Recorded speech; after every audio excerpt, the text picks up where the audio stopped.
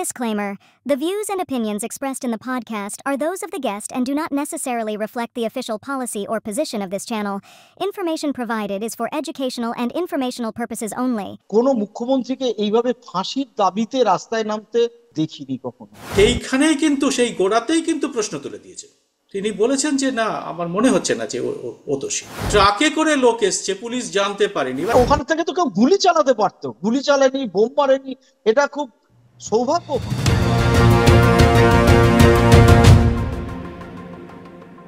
নমস্কার, সবাইকে স্বাগত। আমি সুব্রত বসু। আজকে এই খোলা আড্ডা অনুষ্ঠানটা যখন আমরা করছি, তার কিছুক্ষণ আগেই একটি বেসরকারি টিভি চ্যানেলে সেই হতভাগ্য আরজি করের যে রীতা চিকিৎসক পড়ুয়ার মায়ের একটি বয়ান সামনে এসছে। এতদিন আমরা শুনছিলাম যে তাদের এই তদন্ত নিয়ে তাদের অনেক রকম সমস্যার কথা, এবং তারা হাইকোর্টে গিয়ে সে কথা জানিয়েছেন তাদের আইনজীবীর মাধ্যমে, এবং সব শুনে হাইকোর্ট এই মামলাটি সিবিআইকে সঁপে দিয়েছেন এবং হাইকোর্টের তত্ত্বাবধানে সেই তদন্ত শুরু হয়েছে। কিন্তু আজকে এই হতভাগ্য তরুণীর মা যা বললেন তা শোনার পরে আমার মনে হয় না কোনো সংবেদনশীল মানুষ তার চোখের জল ধরে রাখতে পারবে। কিভাবে কেটেছে ওই মায়ের ওই সময়টা। তিনি বলছেন যে প্রথমে আমাদের একটা ফোন করে বলা হয় যে আপনার মেয়ে অসুস্থ, আপনারা চলে আসুন। তিনি জিজ্ঞাসা করেন যে কি হয়েছে আমার মেয়ে। সে বলা হয় যে আমি কি ডাক্তার যে আমি বলবো। পরে তারা যখন গাড়ি নিয়ে বাড়ি বের করে যাচ্ছেন, তখন তাদের বলা হয় যে আপনাদের মেয়ে আত্মহত্যা করেছে। আপনি ভাবুন এটা শোনার পরে কি অবস্থা হতে পারে ওই পরিবারটির। একটি নিম্নবিত্ত পরিবার অতি কষ্টে তাদের মেধাবী একমাত্র মেয়েকে চিকিৎসক করেছেন। তারপরে সে তিনি পোস্ট গ্র্যাজুয়েট পড়ছেন ওই হাসপাতালে। এই অবস্থায় তারা যখন হাসপাতালে পৌঁছলেন, তাদের উপর কি হয়েছে? তাদের 3 ঘন্টা বসিয়ে রাখা হয়েছে। ওই মা বলছেন যে আমরা হাতে পায়ে ধরেছি পুলিশের, যে আমার মেয়ের মৃতদেহ একবার আমাদের দেখতে দিন। তারা শোনেন। তিনি বলছেন আমাদের হেনস্থা হতে হয়েছে, আমাদের উপর নানা রকম চাপ তৈরি করা হয়েছে। মেয়ের ব্যাগের মধ্যে একটা প্রেসক্রিপশন ছিল, কিছু ওষুধ ছিল। জিজ্ঞাসা করা হয়েছে আপনার মেয়ে কি অসুস্থ ছিল? তিনি বলেছেন একটা মেয়ের একটা বাইট হয়েছিল, সেই জন্যে ঠিক ওষুধ খাচ্ছিল। ঠিক ভাবুন যে মেয়ে 36 ঘন্টা ডিউটি করছেন ওই হাসপাতালে। সেই হাসপাতালের চিকিৎসকরা জানেন না তিনি সুস্থ না অসুস্থ। তাকে অসুস্থ প্রমাণের চেষ্টা হচ্ছে, যে আত্মহত্যা করেছে কিনা সেটা প্রমাণ করানোর চেষ্টা হচ্ছে। তারপরে তিনি যেটা বলেছেন যে তার মেয়ের একটি প্রিয় গাড়ি, সেটাকে ভাঙচুরের চেষ্টা করা হয়। তাদের উপর এমন চাপ তৈরি করা হয় যাতে খুব তাড়াতাড়ি সমস্ত কাজকর্ম সেরে তারা ওই মানসিক অবস্থায় তারা চলে যেতে পারত। এটা কি একটা সংবেদনশীল সভ্য সমাজে হতে পারে? আপনাদের প্রত্যেকের কাছে প্রশ্ন, দলমত নির্বিশেষে প্রতিটি মানুষের কাছে। আমরা জানি না কে কোন দলের, কে এই পরিবারটি কোন রাজনীতি, এ সমস্ত তর্কে যাওয়ার কোনো প্রশ্নই আসে না, কোনো রকম প্রশ্ন আসে না। প্রশ্নটা হচ্ছে আমাদের সমাজ এটা মেনে নিতে পারে? এতটা অসংবেদনশীল একটি হাসপাতাল কর্তৃপক্ষ, তার একজন পড়ুয়া যে ওখানে রোগীর সেবায় 36 ঘন্টা কাটিয়েছে, 31 বছরের একটি তরুণী, হতভাগ্য। এরপরে ওই পুলিশি তদন্তের উপরে ভরসা রাখতে পারে ওই পরিবারটি? মনে করতে পারেন যে কোনো রকম স্বচ্ছতার সঙ্গে তাদের এই তদন্ত করতে হবে? ওই মা বলেছেন যে আমরা মনে করছিলাম যে ওই যাকে ধরা হয়েছে অভিযুক্ত, সেই কোথায় একমাত্র দোষী নয়। কিন্তু তারা প্রমাণ করার চেষ্টা করে যে এটা আমরা জানি। এই রকম একটা অতি সংবেদনশীল বিষয় নিয়ে আমরা আজকে এই খোলা আড্ডা অনুষ্ঠানটা করতে চলেছি।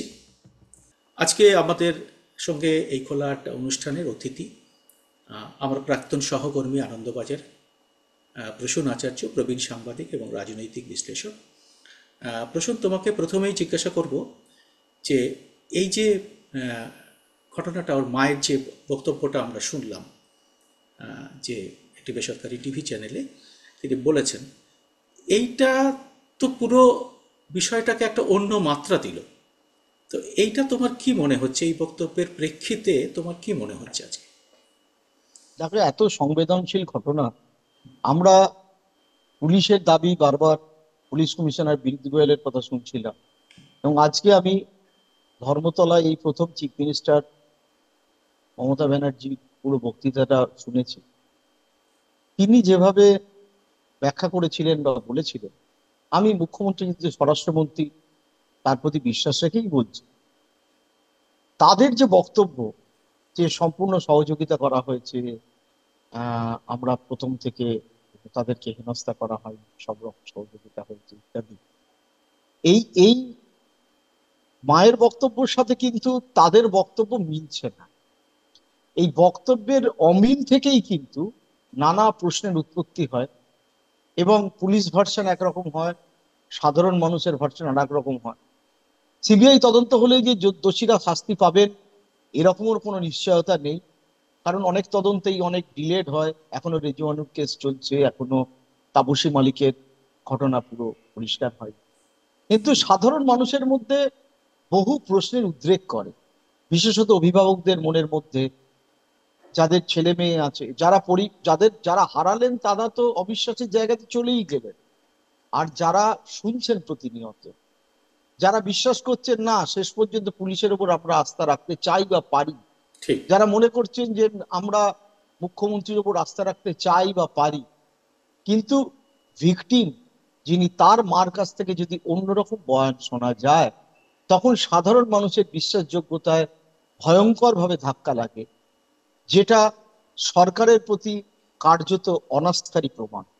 এবং সেই অনাস্থা কোথাও আছে বলেই, সুব্রত, পরশুদিন রাত্রিবেলা, 14 তারিখ রাত্রিবেলা, বিনা পতাকায়, বিনা এতে সংগঠিত ভাবে করা সত্ত্বেও প্রতিটি জেলা শহরের, কলকাতার প্রতিটি মোড়ে হাজার হাজার মানুষ, মহিলারা বেশি, এবং রাজ্যের অন্যত্র এবং রাজ্যের বাইরে, দেশের সর্বত্র, প্রায় সর্বত্র, এবং তার মধ্যে শুধু যে বিরোধী পক্ষে যারা ভোট দিয়েছে তারাই ছিলেন না, আমরা বহু ক্ষেত্রে দেখেছি তৃণমূলের লোকেরাও সামিল হয়েছে। অর্থাৎ তৃণমূল মানুষ তো মানুষ, তৃণমূল হোক, সিপিএম হোক, বিজেপি হোক, এইভাবে ক্যাটেগরিজ না করে সকল মানুষেরই ভরসাস্থল কিন্তু পুলিশ। আজকে রাত্রিবেলা যদি আমার বাড়ি আক্রান্ত হয় বা তোমার বাড়ি আক্রান্ত হয় বা বাড়ির কেউ নিখোঁজ হয়, আমরা পুলিশের কাছেই যাই, দ্বিতীয় কোনো যাওয়ার কোনো জায়গা নেই। পুলিশে বারবার ঠক্কর যদি খাই, তখন হয়তো আদালতের কাছে যাবো, এটাই প্রসিডিওর, এটাই সবাই মনে করে, এটাই স্বাভাবিক প্রক্রিয়া। এমনকি কোনো মন্ত্রীর বাড়িতেও যদি কোনো ঘটনা ঘটে, এমনকি মুখ্যমন্ত্রীর বাড়িতেও যদি কোনো ঘটনা ঘটে, তিনি পুলিশকেই শরণাপন্ন হবেন। তো সেই ক্ষেত্রে কিন্তু একটা বড় আস্থার জায়গায় কিন্তু ধাক্কা লাগলো এই ঘটনা। হ্যাঁ, এটা একটা জিনিস। এবং সেই সঙ্গে আজকে একটা ঘটনা আমরা সারাদিন দেখলাম, আমরা যখন রাত্রির বেলা, গভীর রাত্রিরে আজকে আলোচনা করতে বসেছি আড্ডাতে, যে মুখ্যমন্ত্রী নিচে রাস্তায় নামলেন এবং তিনি যে অভিযুক্ত দোষী ফাঁসি দাবি করলেন।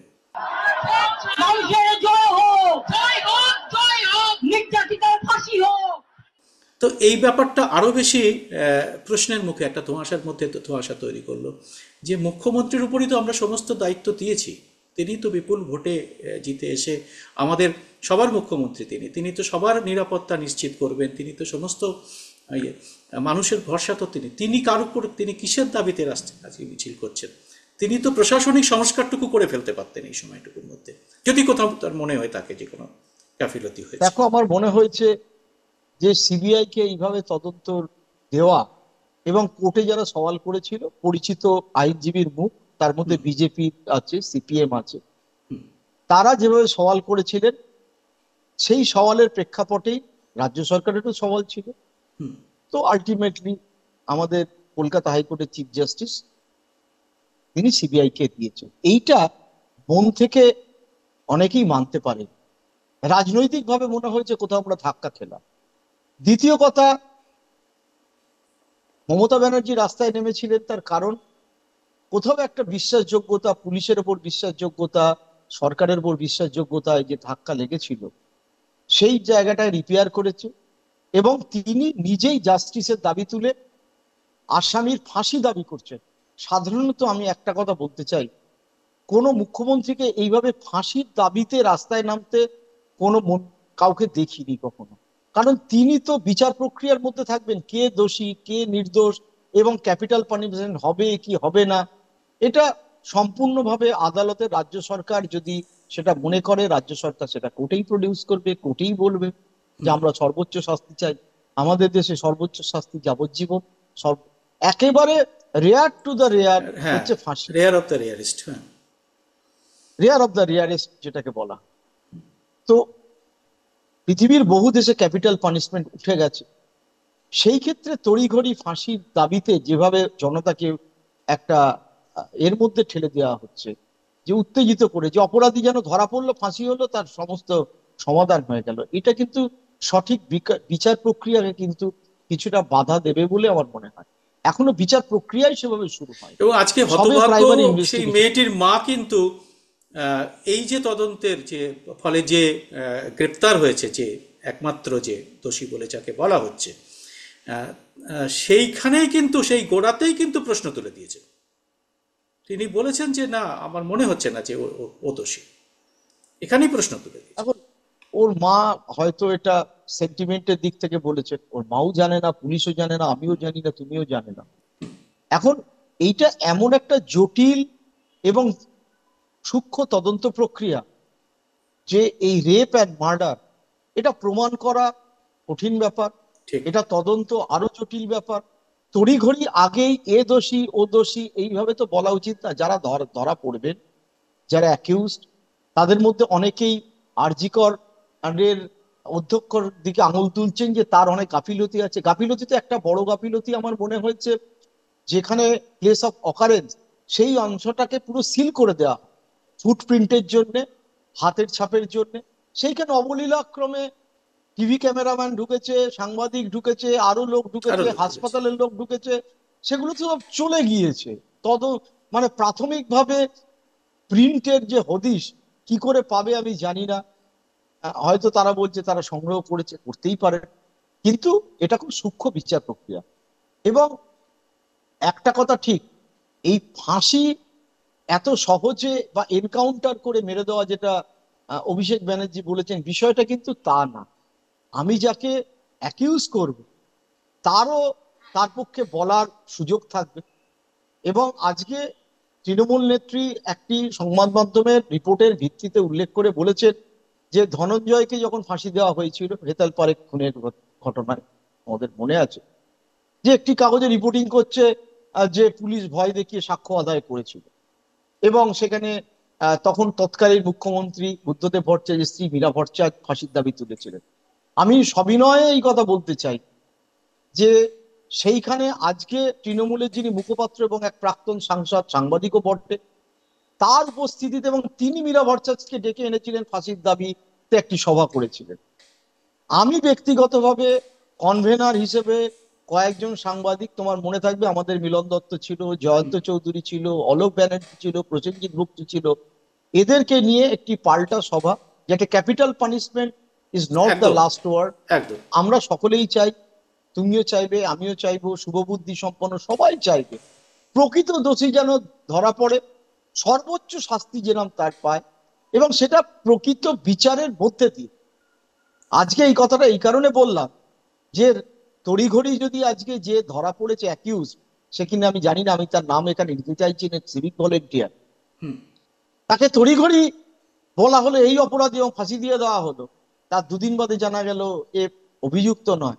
প্রাথমিকভাবে তো লোকের মন শান্তি পাবে, কিন্তু প্রকৃত অপরাধী কিন্তু ধরা পড়বে না।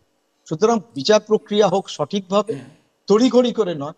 চিফ মিনিস্টার যেরকম বলেছেন রোববারের মধ্যেই সিবিআই কে বলতে হবে, এটা তো একটা পলিটিক্যাল কথা, এটা তো একটা চাপ সৃষ্টির কথা, কখনো এত দ্রুত হয়, হ্যাঁ হওয়া সম্ভব? সুতরাং আমার মনে হচ্ছে নাও পলিটিক্সটা চলে গেছে আগে, আর ব্যাকসিটে চলে গেছে এই ঠিক আহ, অত্যন্ত মর্মান্তিক ধর্ষণ ঘটনাটা। এবং হত্যার ঘটনা।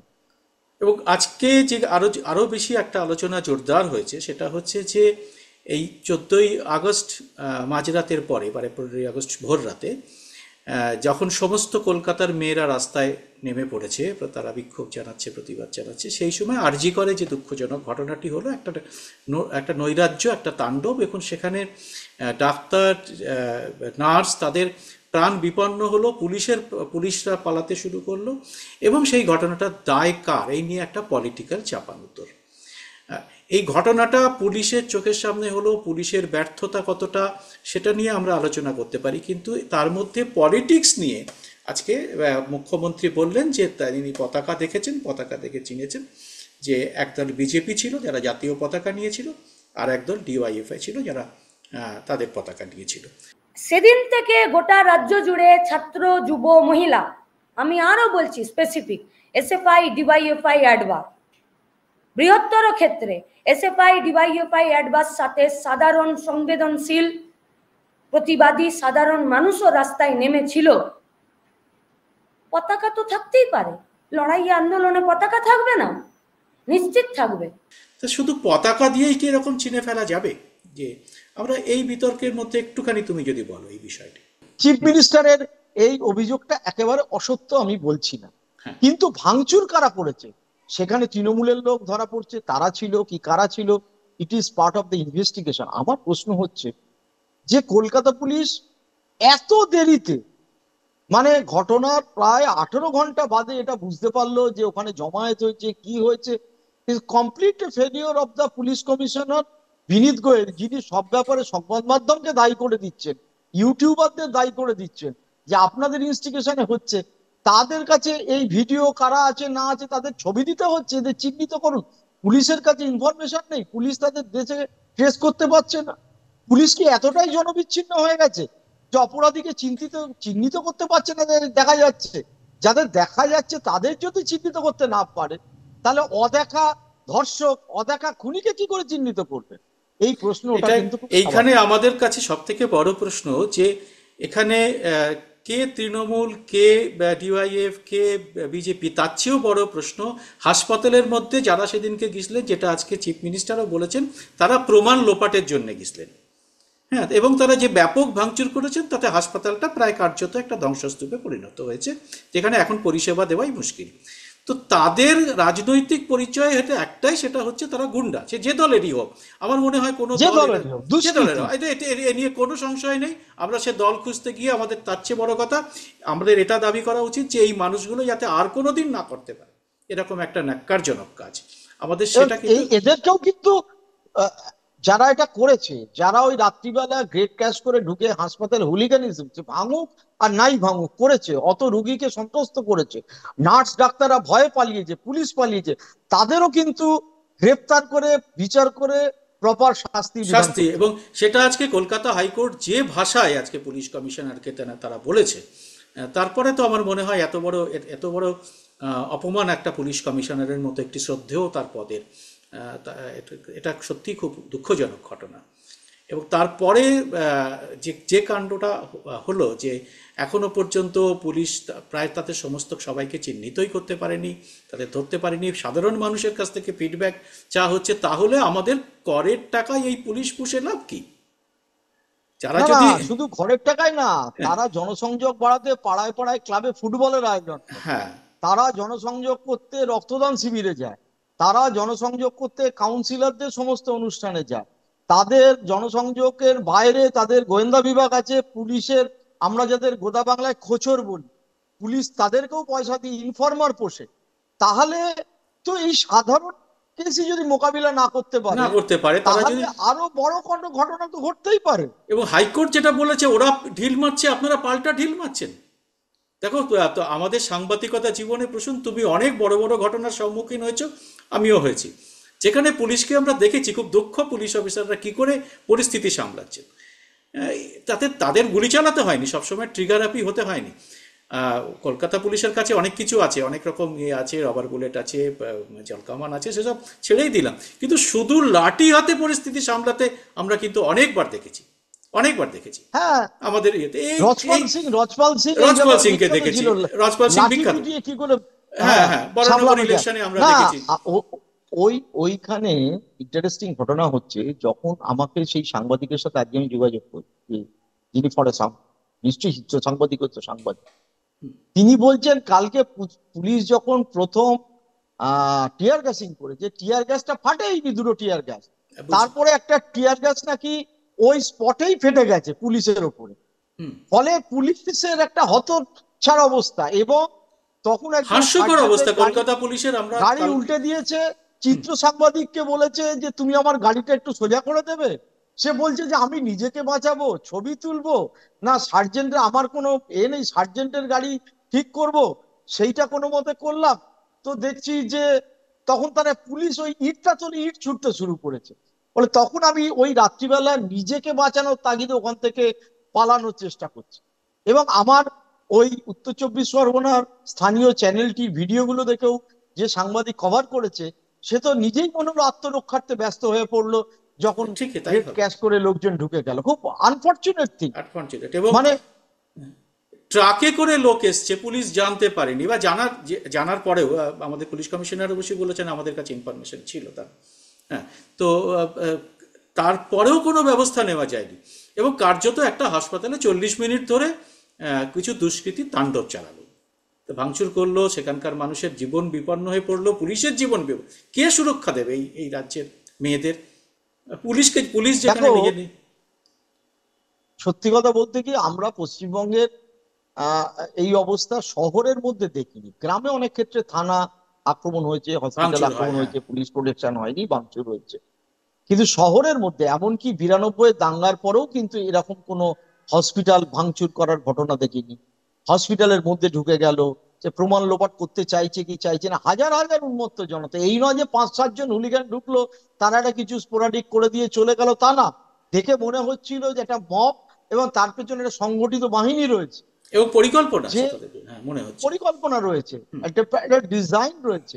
এবং এই ঘটনা কখনো ঘটেনি। আমি মেডিকেল কলেজের অন্তত ডাক্তার মুভমেন্ট দীর্ঘদিন কভার করেছি।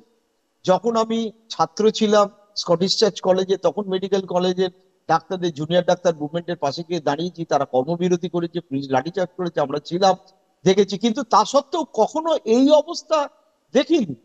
কোন হসপিটালে এই রকম হতে পারে এবং মানে ভাবা যায় না। পুলিশ নিশ্চয়ই ট্রিগারাপি হবে, কিন্তু পুলিশের কাছে কিছুই উপায় নেই। তাহলে তো মানে কারোরই কোনো নিরাপত্তা নেই।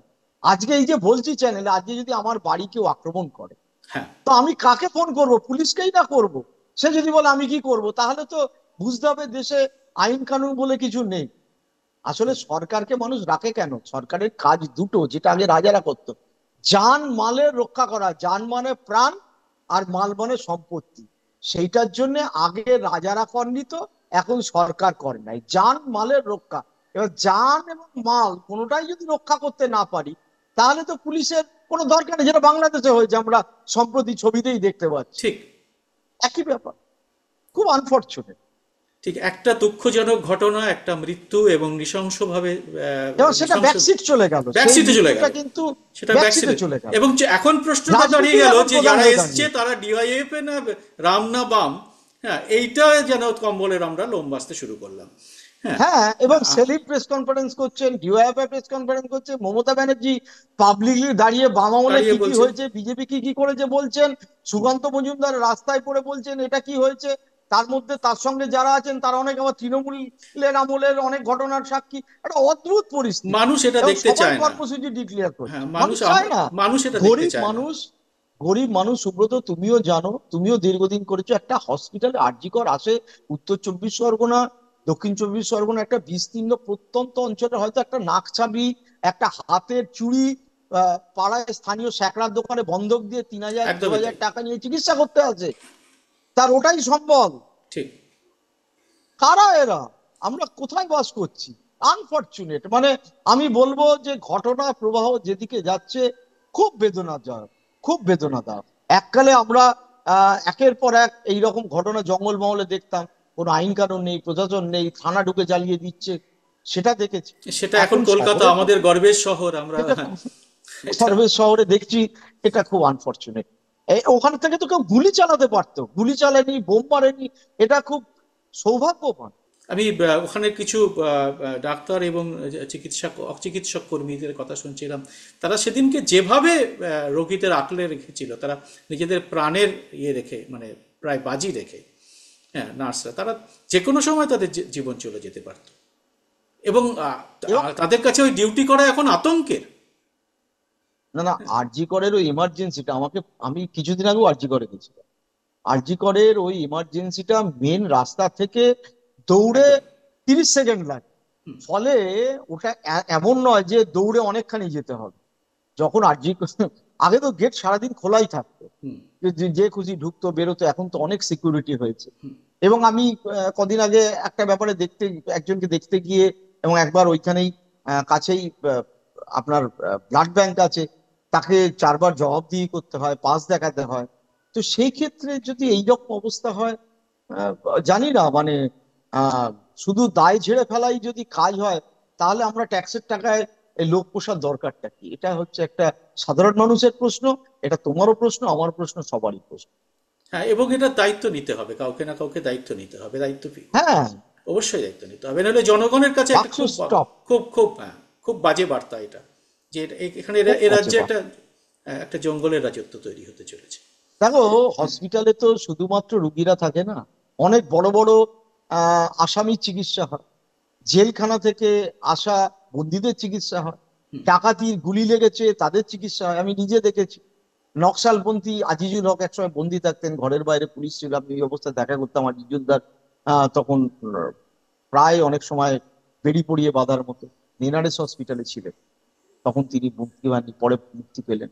তো অনেক সময়তেই অনেক এই রকমদেরও চিকিৎসা হয়, আবার অনেক সময় অনেক সাক্ষীর চিকিৎসা হয়, যারা ইনজিওর্ড হয়েছে, যারা এই ঘটনা, তাহলে তো যে যাকে খুশি ঢুকে মেরে দেবে, সাক্ষী প্রমাণ লোপাট করে দিয়ে চলে যাবে, এ ভাবা যায়, মানে ইট ক্যান্ট হ্যাপেন। খুবই দুঃখজনক একটা ঘটনা। আমি জানি না, মানে মুখ্যমন্ত্রী মানবিক, এবং তিনি বারবার বলছেন যে আমি মানবিক মুখের পাশাপাশি কোথাও তাকে কঠোর প্রশাসকের ভূমিকাতেও আমরা দেখতে চাই। এবং যেরকম এই ধর্ষিতা মেয়েটির বিচার চাইছি, যে ডাক্তার বা হসপিটাল থেকে যারা ফোন করেছিল, ফোন কারা করেছিল তা তো বার করতে 2 মিনিট সময় লাগে, কেন করেছে তাদেরকে, কারা ওরকম হেনস্থা করলো, তাদের শোকজ করুক, সাসপেন্ড করুক, ব্যবস্থা নিক। শুধু সন্দীপ ঘোষকে দায়ী করলেই তো হবে না। আমার সাথে শান্তনু সেনের পরশুদিনকে অনেকক্ষণ কথা হয়েছিল, খুব ব্যক্তিগত আলাপচারিতায়।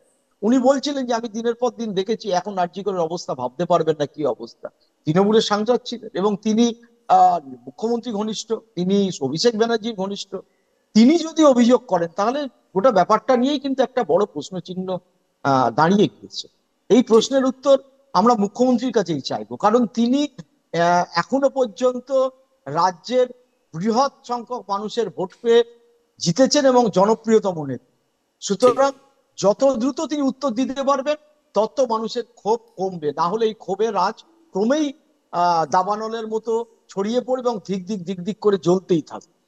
খুব সুন্দর বললে তুমি প্রসূন, যে এটা অবিলম্বে আমরা মুখ্যমন্ত্রীর কাছ থেকে এর কিন্তু একটা অন্তত একটা বিচার, একটা ন্যায় বিচার, এবং সমস্ত কিছুর মধ্যে থেকে যাতে আর এই ঘটনাগুলোর রিপিটেশন যাতে না হয়, সমস্ত বিশ্বের কাছে যাতে আমাদের মাথায় এরকম হেট না হয়ে যায়, সেটার দায়িত্ব কিন্তু মুখ্যমন্ত্রীকেই নিতে হবে।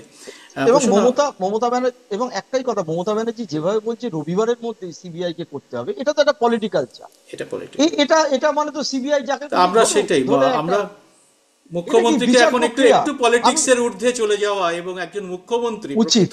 এবং রাজধর্ম বলে দিলাম, তার দলের যিনি এখন মুখপাত্র, তিনি, তার কাগজেই লেখা হচ্ছে, উনি যেটা উল্লেখ করেছেন যে ধনঞ্জয় পড়শি বলছে মিথ্যে শাস্তি দিতে, যারা দাবিতে রাস্তায় নেমেছিল তার ঘনিষ্ঠ সাংবাদিকই কিন্তু লিখছেন, এবং তার কথাটাকে আমি মেনেও নিচ্ছি তাহলে বুঝতেই পারছেন ক্যাপিটাল পানিশমেন্ট হয়ে গেলে সত্যিই যদি ধনঞ্জয় দোষী না হতো তাহলে আজকে কিন্তু বিচার প্রক্রিয়া অন্যভাবে শুরু হতে পারতেন। ফাঁসি চাই বলে এক শ্রেণীর মানুষকে খেপিয়ে তোলাটা এটা একটা ভয়ঙ্কর অপরাধ বলে আমি অবশ্যই বিশেষত সর্বোচ্চ স্তর থেকে। আমরা বিচার চাই বলতে পারি, আমরা বলতে পারি সর্বোচ্চ শাস্তি চাই, কিন্তু ফাঁসি চাই এবং সেটা দ্রুত চাই। এইরকম অর্থাৎ কাউকে শেষ করে দেওয়া মানে তো পরবর্তীকালে বিচারের তদন্তের মুখই খুলবে। খুব সুন্দর। আমরা আমাদের সময় শেষ হয়ে গেছে। আমি আমাদের দর্শকদের পক্ষ থেকে তোমাকে অনেক ধন্যবাদ জানাচ্ছি, তুমি এই মূল্যবান সময় দিলে বলে। আমাদের সবার পক্ষ থেকে তোমাকে নমস্কার। দর্শকদেরও বলছি, আপনারা যারা এই অনুষ্ঠানটা দেখার পরে যদি আপনাদের মনের মধ্যে কোনো প্রশ্ন যে সমস্ত প্রশ্ন আসবে আপনারা অবশ্যই কমেন্ট বক্সে লিখবেন। আপনাদের সবাইকে অনেক অনেক নমস্কার।